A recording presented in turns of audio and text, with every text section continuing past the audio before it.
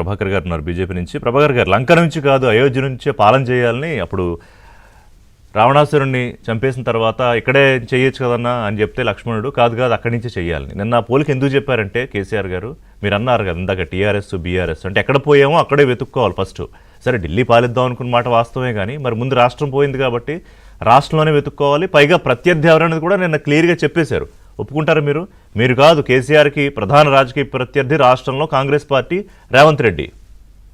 ఋషి గారు, ఇప్పుడు జననీ జన్మభూమిస్య స్వర్గాదపి గరియస్య అని చెప్పని సందర్భంలో మాట్లాడుతూ లంక స్వర్ణమయం అయినా కూడా అయోధ్య నుంచే పరిపాలించాలి అన్న దాని కొరకు అది కోట్ చేశారు. అంటే వీరి మనం పొలిటికల్ యాంగిల్లో తీసుకుంటే, అంటే మనం బీఆర్ఎస్ పెట్టి తప్పు చేశాం, దాన్ని ఇప్పుడు టీఆర్ఎస్ గానే మళ్ళీ కొనసాగిస్తే మంచిదేమో అన్నటువంటి అర్థం వస్తుంది ఒకటి. రెండోది, జాతీయ పార్టీగా అవతారం ఎత్తి మరింత తప్పు చేశాం కాబట్టి మళ్ళీ మనం ప్రాంతీయ పార్టీగా మారితేనే మంచిది అని అనుకోవడానికి రెండో అవకాశం. ఇక మూడోది, మనం ఫస్ట్ రాజకీయ పార్టీ మాది అవకాశవాద పార్టీ అన్నట్టుగా వ్యవహారం చేసినటువంటి తీరుతెన్నుల్లో మళ్ళీ ఉద్యమ పార్టీగానే మళ్ళా మనం గనక ముందుకెళ్తే మంచిదేమో మళ్ళీ వచ్చి అర్థం వచ్చినట్టుగా ఉంటుందేమో అని చెప్పని అనిపిస్తుంది. అయినా ఒకటి, ఈ 25 సంవత్సరాల ప్రస్థానంలో మా శ్రీధర్ రెడ్డి ప్రస్థానం ఓన్లీ దాంట్లో 10 ఇయర్స్ కూడా కాదనుకుంటున్నాను.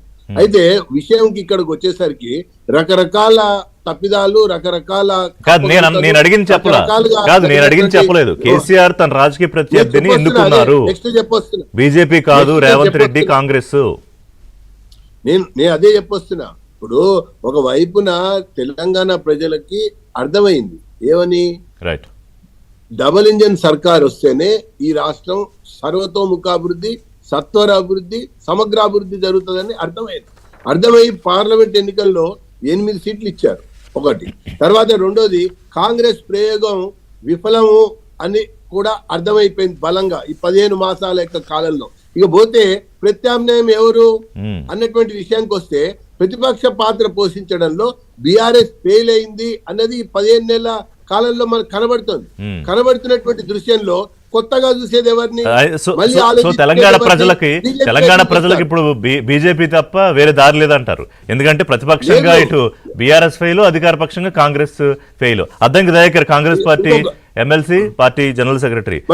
ఒక్క నిమిషం ఋషి గారు, ఇంకొక చిన్న విషయం ఉంది. ఇప్పుడు దీంట్లో మీరు ఆలోచించండి, వారి యొక్క ప్రస్థానంలో ఇప్పుడు ఆరోపణల, లేకపోతే రాజకీయమైనటువంటి కక్షల, లేకపోతే ఇంకో రకమైనటువంటి ఇబ్బందులు పెట్టడానికి చేశారా? అరే ఇప్పుడు ఈ ఫోన్ ట్యాపింగ్ గురించి ప్రస్తావించాలి కదా, కాళేశ్వరం యొక్క వైఫల్యం గురించి ప్రస్తావించాలి కదా, దాంతో పాటుగా జరుగుతున్నటువంటి అనేక రకాల అంశాల పైన కూడా భూములు అమ్మటం. వారు కూడా ఏం చెప్పారు కేసీఆర్ గారు, అరే భూములు మాట్లాడదాం, యూనివర్సిటీ భూములు కాదు వేరే భూములు అమ్ముకోవచ్చు కదా అన్నారు.